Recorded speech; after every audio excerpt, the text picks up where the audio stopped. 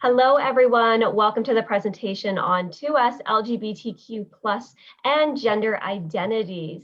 To briefly introduce the facilitators here, my name is Alicia Fisher. I'm the Prevention Education Supervisor with the Kawartha Sexual Assault Center, and we have Gender Journeys here. Hello, everyone. I'm Alex. I use he, him pronouns, and I'm an education and support worker with Gender Journeys. I'm Joaquin, and I am a support worker with Gender Journey as well, and I use he, him, his pronouns. Great. And Heidi?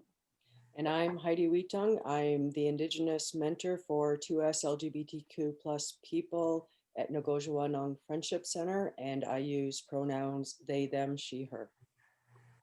Fabulous. And I got a little excited and I skipped mine, but I use fluid pronouns, so whatever you prefer, I am down for. So let's get to the presentation today. Now, this is all about identities and it's geared more towards grades 7 and 8. So I guess Gender Journeys, do you want to go ahead with the overview then? Sure. So we're going to be chatting about a few different things today. We're excited to be here with KSAC and the Friendship Center to talk about gender-based violence, about Gender Journeys, our program, as well as the Friendship Center and KSAC and the different programs and services that we all offer. We'll talk about what gender is and some common terms, gender diversity and two-spirit history, what is transition, and how you can respect and support trans friends and their pronouns. Fabulous. So a little bit about KSAC to start off. So we support all genders at KSAC who have experienced sexual and gender-based violence. We are located in Peterborough, and we do serve the Peterborough region as well as the Kawartha Lakes, Haliburton, and Northumberland. We provide individual and group counseling opportunities, and those group counseling opportunities can look like expressive arts, storytelling, journaling, all the way through psychoeducational programs about how trauma can impact the mind and body. So we offer that support for youth and adult survivors of recent and historic trauma, as well as their supporters. So we support their family, their friends, their intimate partners, etc. We also provide accompaniment, advocacy, and peer support opportunities. So if you're looking for a member of KSAC to join you, if you have to go to court, if you're making a report, or if you're accessing the hospital, we can provide that support. And the peer support is more like, it's very similar to the counseling aspect where you're talking with someone, but this is more of a peer who has those rooted and grounded experiences and lived experience as well. On the other side of things, we have a public education where we do presentations all across our community for youth and adults. And we have our mending program, engaging men and boys in ending gender-based violence. We also offer 24/7 crisis text, phone, and web chat. Okay, so Gender Journeys is a program that is offered through the Canadian Mental Health Association, and we cover the Haliburton, Kawartha Lakes, and Pine Ridge, and we provide education and support services for transgender people and gender diverse individuals. Our programming includes a youth group from 12 to 17 years old, and we also have a family group for adults 18 plus, and we also offer one-on-one peer support for everyone that is not feel comfortable with groups in a group setting. If you are interested, please reach out to us. Our Gender Journeys at cmhahkpr.ca. Heidi, I popped your slide up here so that you could introduce yourself if you would like. Sure. With Nogojiwanong Friendship Center, we have a lot of different programs that run. I'm going to speak specifically to my program. Are you interested in culture? How about meeting other people who are like you, or meeting new people who identify as 2S LGBTQ+? Are you looking for one-to-one supports, family supports, ally, friends? How about traditional foods or to share a meal with other people? Are you looking for other supports? I assist anybody with finding supports in our communities, Peterborough and surrounding areas. Are you a family member or an ally? I also do many different supports with both. My name is Heidi. I've mentioned that I'm the Indigenous mentor for 2S LGBTQ plus people, and that I also identify as being Two-Spirit. I have a Facebook page. Phone number there is 705-775-0387. The extension is 235. My office is located on 159 King Street, which is a little more private and confidential. Miigwech. Great, thank you. Awesome. Okay, so we're going to get right into some common terms. What is gender? What is sex? Are they the same? Are they different? So they are actually different. Gender is made up of how someone feels about themselves and the ideas and expectations that society places on people. It's the complex relationship between gender identity, gender expression, and the body that makes up gender. And we'll talk a little bit more about those terms in depth a little bit later in the presentation.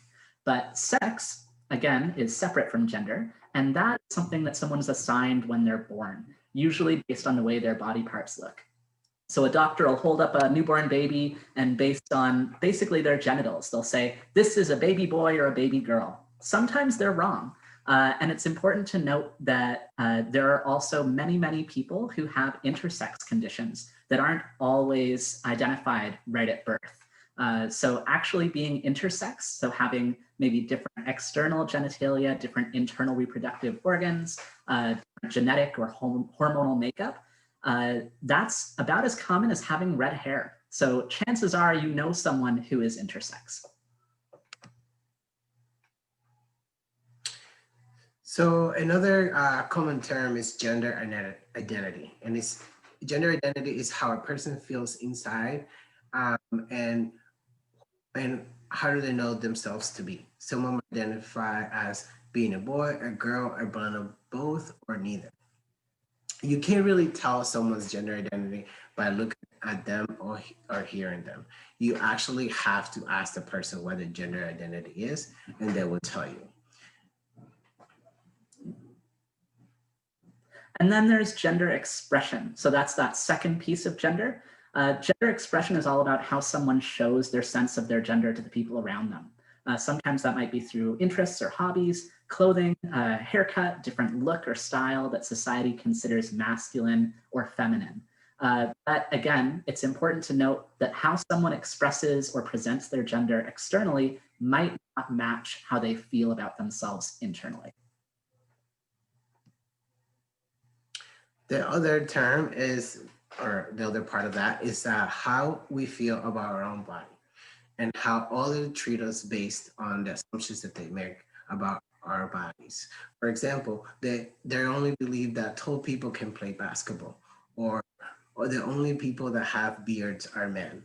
So there are short people that can play basketball, and there are people that identify as females that have beards. All right, gonna get into some more language and common terms for y'all. Transgender is an umbrella term, and that's why we have our happy little trans umbrella there on the right. Basically, that just means that there's lots of different identity labels that fall underneath or are encompassed by the term transgender. And that basically just means someone whose gender identity does not match the sex they were assigned at birth. And then conversely, we have cisgender. That's someone whose sex they were assigned at birth does match their gender identity. Would it be possible if you could explain super briefly some of the terms that are falling underneath that umbrella there? Sure. So there are many, many, many, many different gender identity terms and labels.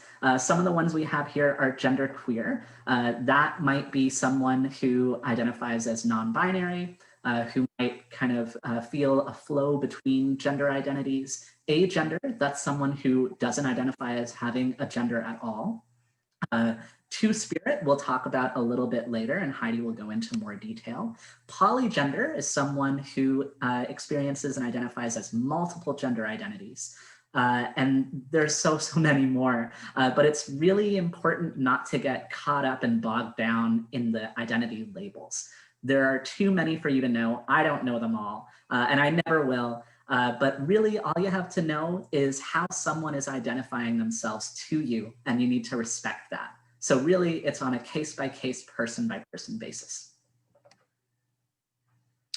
So another term is non-binary, which has an umbrella of his own, and is someone who may identify as being a blend of male and female. So, or neither, or have no gender, or another gender besides male or female. So the spectrum is a big range. And someone that's questioning is someone who is exploring or is unsure of their gender identity. Someone that is questioning usually will change their pronouns, change their name, change their gender expression. So this is a good time when someone is questioning to give them room just to express how they feel on a on moment-to-moment basis. All right, so gender is on a spectrum. Often we have been told growing up by society that gender is black and white, it's one or the other, male or female. But gender is really a multitude of different pieces. And Bill Nye, science guy, is pretty smart dude. He said, female or male, gay or straight, pink or blue, we were taught to see these as binary. Now we're realizing it's more like a kaleidoscope.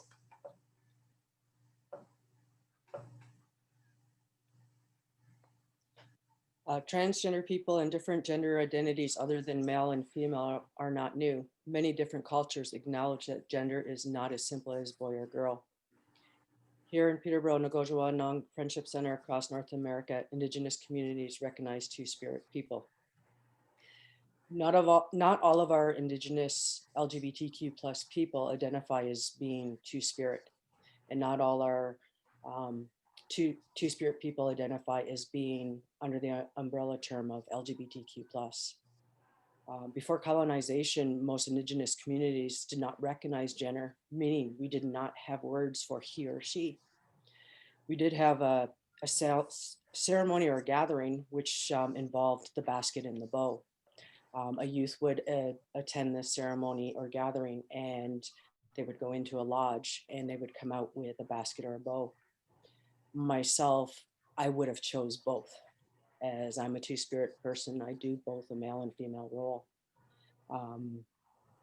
Two-Spirit actually came about in 1990 at the Indigenous gay lesbian gathering, and it was brought forth as a meaning for our own people, but it wasn't an umbrella term for everybody. Now the two I wrote this down. So this ceremony took place in Beausejour in Manitoba. This term is to recognize the complex and diverse understandings of gender and sexuality among our Indigenous peoples. Our Two-Spirited people were viewed in high regard in our communities as visionaries, medicine people, etc., depending on their gifts. My home community of Curve Lake First Nation this October is holding their first annual Pride Wellness event. We'll be raising a flag. This flag will be flown all year round. It won't be taken down. So this is a big step in our community. And it's to recognize and honor and support our two LGBT2 plus community members. The event will be live streamed.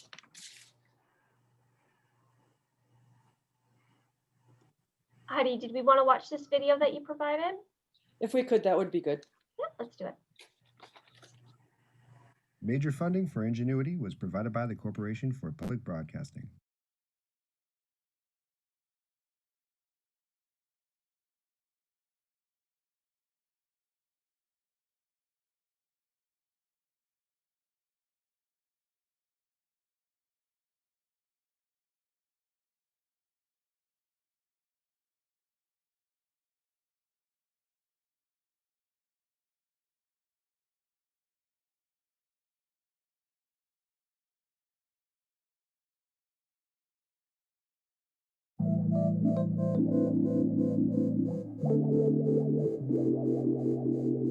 Gay and lesbian, bisexual, transgender, it feels like they're all boxes and categories that you have to fit into, and they can't change. When I learned about being two-spirit, it felt more natural to me. It felt like it acknowledged more than the surface of somebody's identity. I feel like it encompasses also a way of carrying yourself in the world.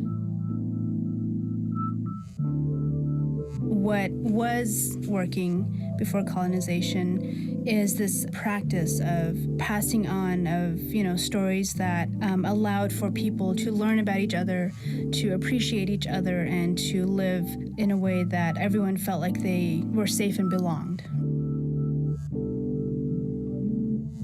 For me personally, I wasn't, loud and proud. I was very subdued about it. I never really came out until I left to the city. But when I came back, I'm okay with myself.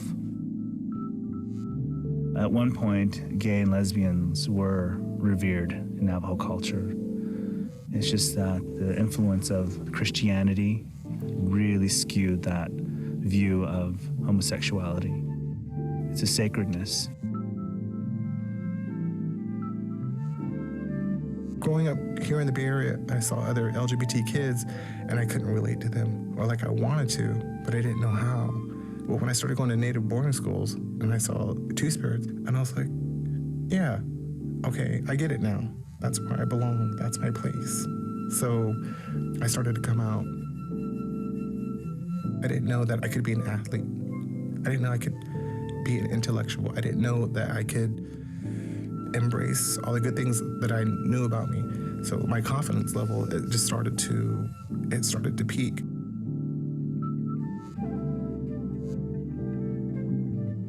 Young people who are just exploring who they are, I want you to remember that there are some tribes out there that didn't even call you a specific gender until you decided what that is. I want you to know that you're empowered and that anything that you may go through, you can overcome. You have the strength, and that you're valuable and you belong here.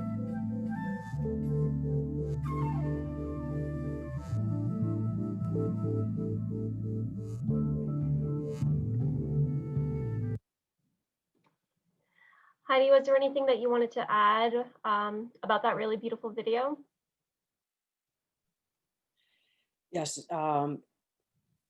In that video, they recognized that in our communities that we had more than 2 genders. We had up to 6 genders in some communities. We watch.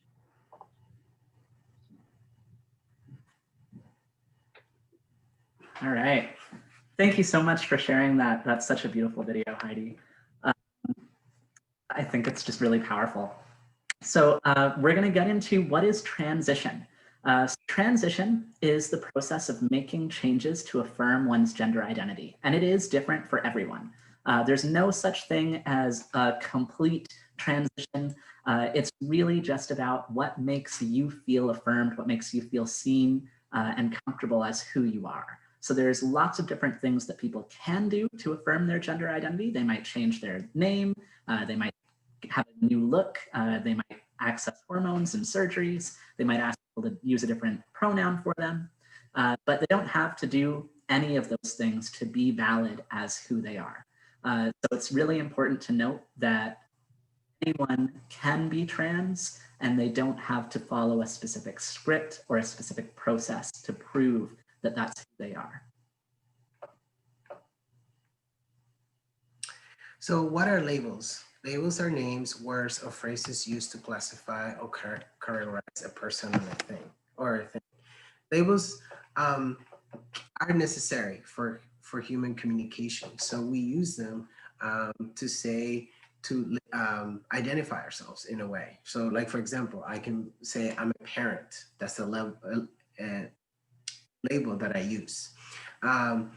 So labels can also lead to miscommunication. And when you see someone, instead of asking them how they label themselves, we start labeling people on our own and making inaccurate assumptions about who they are. So we're going to talk about pronouns. And pronouns are basically just the word that takes place or refers to a noun. So instead of using someone's name over and over and over again, we might use he or they or she or z. And there are many different pronouns that people might use for themselves. You don't have to memorize them all. Again, there's too many for me to know or for you to know. The important thing is just to listen to people when they tell you what their name and pronouns are and to use what they're telling you to use. Using the right pronoun for someone is really important. It makes them feel seen and respected for who they are. And not using their pronoun makes them feel like you don't respect them or see them for who they are. So for example, when you call someone the wrong pronoun, they might feel like they have an arrow that's going to the heart, or their head is in an ice box and it feels really cold, or you can feel like needles come into your skin.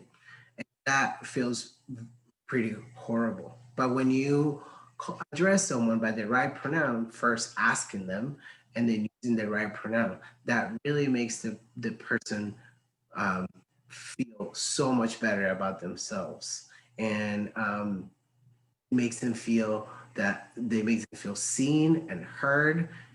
So it's always a good thing to ask someone for the pronoun. So what if I make a mistake? And you will. We all make mistakes, and that's okay. Don't let that be a reason that you don't try, right? When a person is misgendered, it's really important to apologize and try not to do it again, but don't over apologize. Just correct yourself and move on, because when you over apologize, it makes everyone in the space uncomfortable, it draws more attention to the situation, and it makes the trans person who you just misgendered feel like they have to comfort you. So it's kind of just a mess all around. You can avoid misgendering someone when you don't know their pronouns by using gender inclusive language until you do find out what their pronouns are. So you can say, welcome everybody, instead of welcome boys and girls or ladies and gentlemen. You can say folks or y'all. I like those ones myself. So how will you support a transfer friend or classmate? So be mindful of your language. So try use language that is inclusive. So stay away from boys and girls, ladies and gentlemen. Don't tell their story without permission. Just because someone have told you that they're either trans or non-binary or they're exploring gender does not mean that you get to talk to other people about their experience. And the last one is accept and love them for who they are. So wherever they are in their transition, just accept them, make sure you use the right pronouns, and sometimes they will change their pronouns to something different just when you got used to the other pronoun. And that's okay. You just have to start all over again. And that's the way to support your trans friends. And so with all of this, unfortunately, there are people who just don't respect people and think that, oh, this is about me, this is you not conforming to my standards. And so that is really harmful, right? And when we think of this community, this whole community, what we find is that LGBTQ2S+ people experience higher rates of poverty, stigma, and marginalization, which puts them ultimately at greater risk of sexual assault. We also face higher rates of hate-motivated violence, which can often take the form of sexual assault. And some of the stats that we see around people who have experienced this form of violence is that 1 in 2 trans-identified folks will experience some form of sexual violence in their lifetime. And when we look at women and men, we see numbers like 1 in 3 and 1 in 6. And so it's really important that we respect people for who they are. That's really what it comes down to, right? And when we build this culture around respect and understanding people, then that can create a much better experience for everyone. And so within the LGBTQ2S community, transgender people and bisexual women face the most alarming rates of sexual violence among both of these populations. Sexual violence tends to begin early, often during childhood. And so right now we're just looking in the spectrum of sexual orientation and gender, but then once we start to look at how race and ethnicity plays into this, we start to see much higher rates of violence being perpetrated against folks identifying within this, especially against Indigenous communities and the BIPOC community as well. So it's really important that we do support people for where they're at and understand that not only are they experiencing this on a personal level, so someone messing up the pronouns, for example, it's a very small microaggression, but these things can lead to more systemic issues like being able to access services or even go into a washroom. So these are just larger conversations that we implore you to have with your class here. So what did we learn? Gender Journeys, you can kind of take it away. So we talked about definitions and difference between gender identity, expression, and sex. They are all separate things. All gender identities are valid and on a spectrum, and sometimes that changes or transitions. So it's really important to be supportive of someone who is in that space of exploring themselves and figuring out where they land. Heidi, do you want to speak to kind of your conclusion statement around the Two-Spirit community? Just within our Two-Spirit community, just you don't assume that because we're Indigenous that we are a Two-Spirit person. Beautiful. Creating inclusive environments promotes healthy physical health and mental health. And this is all based on empowerment and respect. And that folks within this spectrum are at greater risk of experiencing harm. And so that's something that we just need to be cognizant of to make sure that we are creating this space. So if you are an educator, we highly ask you to fill out the feedback survey that was attached in the email laying out the schedule. And as a final statement, we want to thank you all for being here. At the Kawartha Sexual Assault Center, we have 3 lines of 24/7 crisis support, or you can head on over to our website, kawarthasexualassaultcenter.com, to get connected to those supports. Gender Journeys, any final words on your end there? Yeah, Gender Journeys, we have peer support, which is available at all times, and it's for individuals. Will get one-on-one and will help you navigate transition-related documents. Will help you do just locating community resources and also decreasing social isolation. I also just want to note that our peer support is also available for loved ones of trans folks. So if you are a parent, a guardian, sister, brother, aunt, uncle, chosen family, you're welcome to contact us for peer support as well. And Heidi, any last words from the Friendship Center? Within our programs with the Friendship Center, you do not have to have your status. All you have to do is self-identify. Great, amazing. Thank you everyone so much for joining. Thank you, Heidi, Nogojiwanong Friendship Center, and thank you, oh my gosh, Jaquan? No? Joaquin. Joaquin, there it is. And Alex from Gender Journeys for joining today. Thank you all so much. Sure, thank you. Thanks. Bye.